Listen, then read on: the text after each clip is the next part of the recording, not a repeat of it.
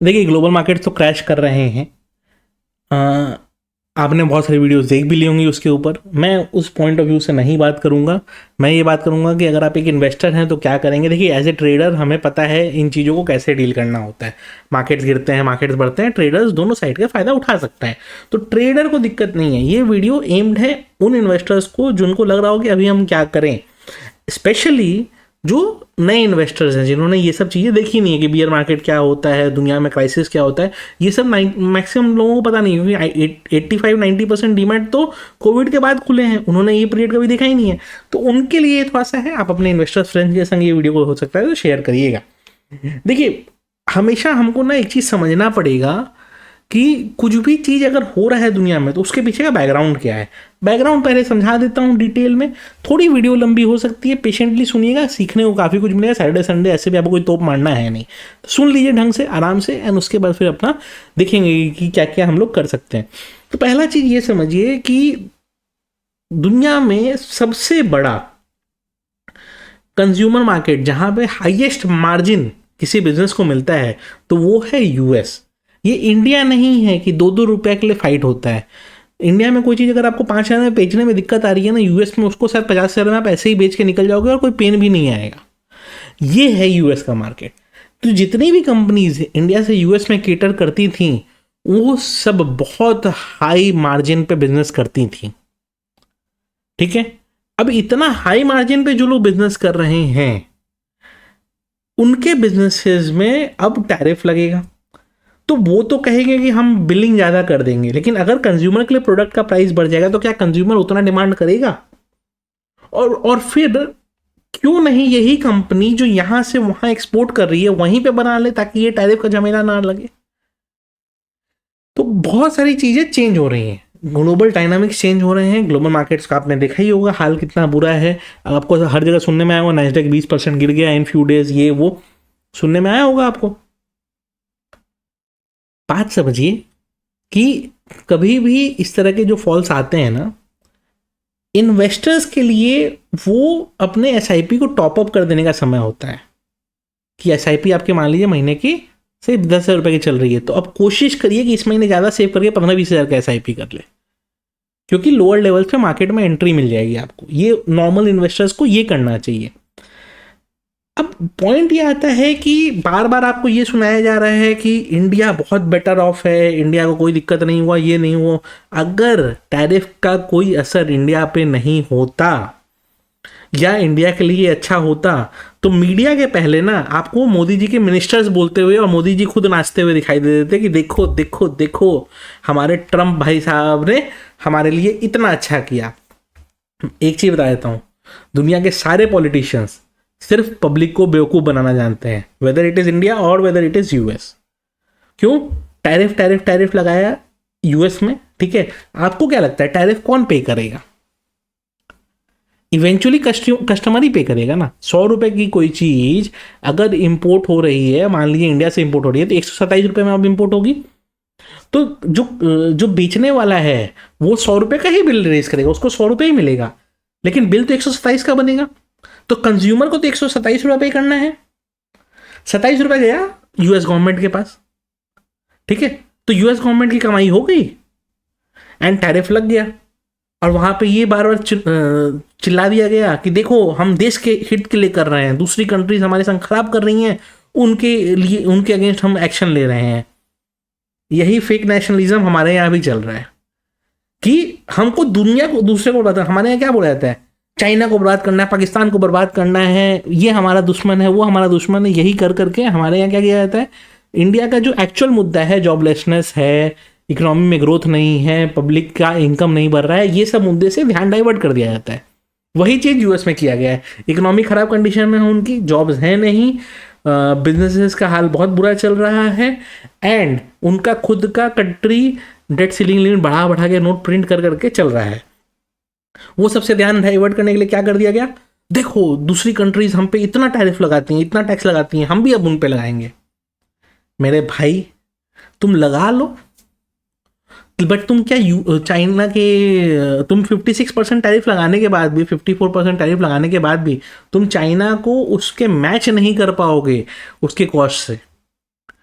क्या इंडिया में import duty नहीं है, फिर भी इंडिया में चाइनीज प्रोडक्ट्स क्यों आते हैं? क्योंकि टैक्स लगने के बाद भी चाइनीज प्रोडक्ट उतने ही सस्ते पड़ते हैं जितना हमारा इंडियन प्रोडक्ट बिना टैक्स लगाए रहता है।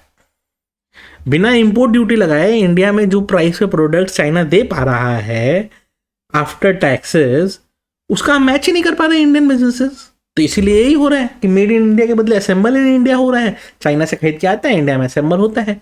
और ये तो हम लो इनकम कंट्रीज की बात कर रहे हैं, जहां पे फिर भी चीप लेबर अवेलेबल है। यूएस वगैरह है तो वो भी अवेलेबल नहीं है। तो कहना आसान होता है, ये जबरदस्ती ना सब नेता मिलके बेवकूफ़ बनाते हैं हमको, और कुछ नहीं है। और अगर सही में बेनिफिशियल होता ये जो टैरिफ वगैरह इंडिया के लिए है, तो ये मुझे आपको नहीं बताना पड़ता, या मीडिया को आपको नहीं बताना पड़ता, मिनिस्टर्स का ही 50 ट्वीट आ चुका होता। और जिनमें कुछ औकात होता है ना, वो कुछ करते हैं। हम सिर्फ नाम के विश्व गुरु हैं, हमारे पास कुछ औकात नहीं है। जिस दिन टैरिफ अनाउंस हुआ, चाइना ने तो अगले दिन अनाउंस किया है अपना टैरिफ। कनाडा ने इमीडिएट उसी दिन अनाउंस कर दिया कि यूएस के सारे कार मेकर्स पे 25% टैरिफ। बाकी इंपोर्ट्स पे वो एक एक दिन में अनाउंस करते जा रहे हैं कुछ ना कुछ। फ्रांस ने आज टैरिफ अनाउंस कर दिया, चाइना ने आज कल टैरिफ अनाउंस कर दिया था। तो इमेजिन करो कि जिन कंट्रीज में कुछ औकात होता है ना, वो करते हैं। हमारे यहाँ क्या चीज़ का डिबेट अभी चल रहा है? वक्फ बोर्ड का। अब कुछ आ जाएंगे अंधभक्त लिखने, हाँ सर वो भी जरूरी है। अरे भाई जरूरी है, आज वो जरूरी है। वक्फ बोर्ड पे आपको क्या लेना है नहीं लेना है आप 2 साल बाद डिसाइड कर सकते हैं। अगर 60-70 साल से नहीं हुआ तो वो डिसाइड आज का इमीडिएट बात करो ना, आज क्या है, किसी को मतलब नहीं है आपसे। अब बोलोगे सर हमको क्या फर्क पड़ता है, यूएस से इंपोर्ट महंगा हो जाएगा। तो भाई मेरे, यूएस से इंपोर्ट महंगा हो जाएगा या एक्सपोर्ट सस्ता हो जाएगा, ये समझो हमारे यहाँ का 50% मिडिल क्लास इंडिया का 50% middle class, cities like Bangalore, Hyderabad, Gurgaon, Noida, ये सब यूएस के रेवेन्यू से चल रहे हैं। Infosys 40% business from US, TCS 30% business from US, बाकी आईटी कंपनीज तो और ज़्यादा। एंड अगर ये समझो कि इनको वहाँ पे क्यों असाइनमेंट मिलता था, इंडिया में पीडब्ल्यूसी और केपीएमजी, डेलॉइट और ये सब के 40-50% जो इनका ऑफशोर यूनिट है, 40-50% का रेवेन्यू वहाँ से आता है। सारे के सारे का जितने भी यूएस बैंक्स हैं और जितने भी यूएस के लार्ज कंपनीज हैं, सबका बैक ऑफिस इंडिया में खुला हुआ है। अब ये जो सर्विसेज एक्सपोर्ट होंगी, अगर उस पर टैरिफ लग के आएगा तो टेक्निकली सर्विसेज जो हम भेज रहे हैं, जो चीप लेबर के कारण वो हमारा यूज करते थे, अब उनको वो महंगा पड़ेगा। तो क्या वो इतना यूज करेंगे? ये कोई नहीं समझा रहा है। आईटी में जब ले ऑफ्स होना चालू होंगे तब समझ में आएगा, लेकिन ले ऑफ से क्या फर्क पड़ता है, क्योंकि वो भी तो आके मंदिर में फिर घंटा ही बजाएंगे जाके, बस। उसके बाद वही हो गया, आपको भी झंडा पकड़ा दिया जाएगा, लो जाओ अब बात करो कि हम दुनिया में विश्व गुरु हैं, इसी की बात करो। जॉब्स नहीं मिलेंगे। 50% मिडिल क्लास पॉपुलेशन का income generation dependent on US है। क्यों? क्योंकि जितने भी ये सब आईटी एंड केपीओ बीपीओ वाले कंपनीज हैं, जितने जॉब्स हैं, सबका रेवेन्यू वहीं से आता है। बोलते ना सिटीज, बैंगलोर, हैदराबाद, गुड़गांव, नोएडा, ये सब सिटीज डिपेंडेंट हैं यूएस के इनकम पे। अब आप बोलेंगे नहीं सर गुड़गांव में रियल एस्टेट, अरे भाई वो रियल एस्टेट खरीदने का भी पैसा कहाँ से आ रहा है? वहीं से आ रहा है भाई।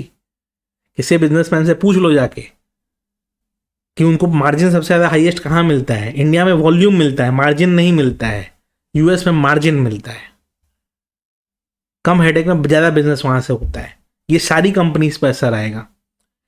फार्मा कंपनीज 40-50% उनका टोटल रेवेन्यू का हो सकता है, वॉल्यूम में 10% ही हो, बट रेवेन्यू का 50% यूएस से आता है। जो कफ सिरप हम इंडिया में 100 रुपये में खरीद लेते हैं, यूएस में वो $12-13 का मिलता है। 1100 1200 रुपये का एक कप सिरप वहाँ पे है, और वो भी बेसिक वाला, मतलब जो आपको सुपरमार्केट में मिल सकता है वैसा कप सिरप बोल रहा हूँ। जो मेडिकेटेड होगा वो और महंगा होगा। तो मैं एग्जाम्पल देना हूँ आपको, ये हाल है। तो समझना पड़ेगा आपको। नहीं समझेंगे कोई दिक्कत नहीं है, आंख बंद करके बैठे रहिए, कोई उपाय नहीं है। पॉइंट ये है कि इन्वेस्टर्स करें क्या, ठीक है। देखिए आईटी सेक्टर हमेशा के लिए भूल जाइए, हमेशा के लिए मतलब सही में हमेशा के लिए, क्योंकि ये यूएस का इशू खत्म भी हो जाएगा ना तो फिर एआई का इशू रह जाएगा। और पहले इनको चीप लेबर, टैलेंटेड लेबर मिल जाता था, अब टैलेंटेड बच्चे नहीं आ रहे हैं काम में। तो ये सेक्टर अब हमेशा के लिए हमको इग्नोर करके चलना है, हमेशा के लिए मतलब हमेशा के लिए। लेकिन स्वीट स्पॉट्स में कौन कौन से सेक्टर्स है? एफएमसीजी, क्योंकि उनको तो वही 5 रुपये का बिस्किट बेचना है इंडिया में, राइट? मतलब एक एग्जांपल दे रहा हूँ, तो उनको कोई दिक्कत नहीं है एफएमसीजी सेक्टर इंडियन कंजम्पशन पे। हाँ, ये है कि इंडिया में इनकम कम होगा तो उस असर पड़ेगा, लेकिन ठीक है, लोग खाना नहीं बंद कर देंगे, तो एफएमसीजी बेटर कंडीशन में है। बैंक्स, क्योंकि अब क्या होगा, लोगों के पास पैसे रहेंगे नहीं, लोग लोन लेंगे, ज़्यादा लोन लेंगे, ईएमआई भरते रहेंगे, जीवन बीत जाएगा ईएमआई भरते भरते। वो कहाँ से होगा? वो सब बैंक से होगा। तो ये कुछ कुछ सेक्टर्स हैं तो फिर भी बेटर प्लेस्ड हैं। डजंट मीन कि बैंक्स नहीं गिरेंगे, अगले अगले वीक में गिरेंगे वो भी, बट मैं बोल रहा हूँ बेटर प्लेस्ड है। बट आईटी में क्या प्रॉब्लम मैंने बताया, टैरिफ से बच भी गए, टैरिफ का मैटर खत्म भी हो गया, उसके बाद एआई से प्रॉब्लम रहेगा, मतलब उस पूरे सेक्टर में हमेशा के लिए प्रॉब्लम रहने वाला है और आगे चल के होते जाएगा।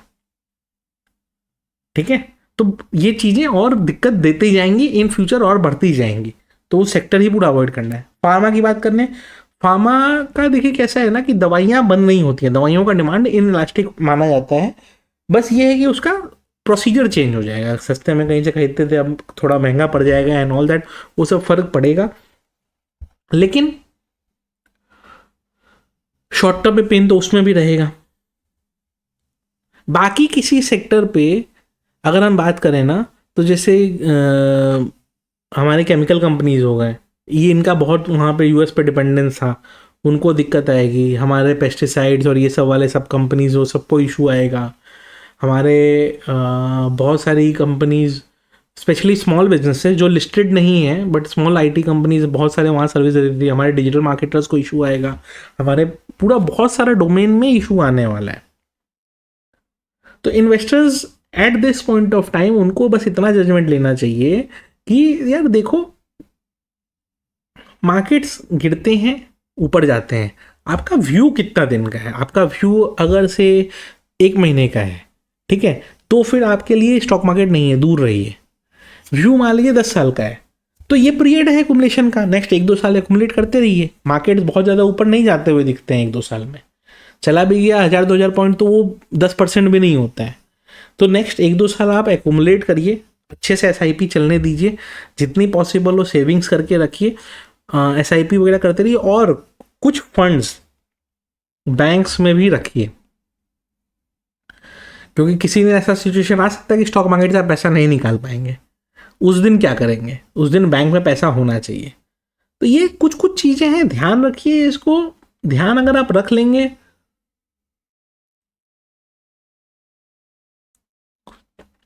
बहुत बेटर रहेगा। ध्यान रखना जरूरी है लेकिन, क्योंकि अगर आप ध्यान नहीं रखेंगे तो फंसेंगे, एंड बुरी तरीके से फंसेंगे। मार्केट्स बहुत बुरे कंडीशन में है, बहुत बुरी तरीके से जूझ रहा है मार्केट, एंड अभी बस एसआईपी का सहारा मिल रहा है, इसको थोड़ा थोड़ा एसआईपी में चलने दीजिए। एसआईपी थोड़ा जितना पॉसिबल हो टॉपअप कर दिया करिए, एक्स्ट्रा पॉसिबल एक्स्ट्रा इन्वेस्ट कर दीजिए।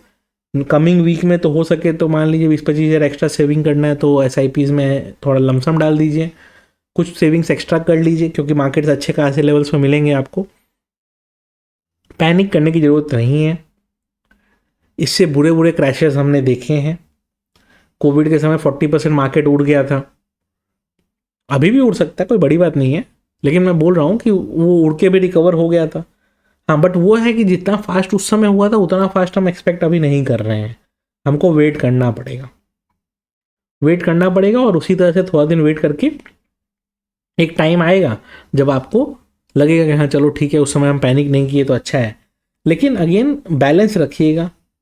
अच्छा, काफ़ी लोगों को अभी गोल्ड वगैरह का सुनने में आ रहा होगा कि गोल्ड क्रैश कर जाएगा, ये हो जाएगा, वो हो जाएगा।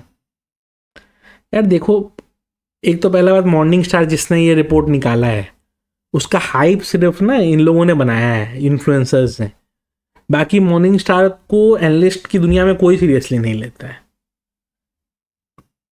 मतलब हेडलाइन बनाने के लिए डाल दिया 56,000, क्या रैशनल क्या लॉजिक पता नहीं उसको। जिसने भी रिपोर्ट बनाया उस बेसिक गधे को इतना भी आइडिया नहीं होगा कि अगर यूएस डॉलर्स के रेट में गोल्ड गिर भी गया तो हमारी करेंसी अप्रिशिएट कर जाएगी, जो उसको कंपनसेट कर देगी।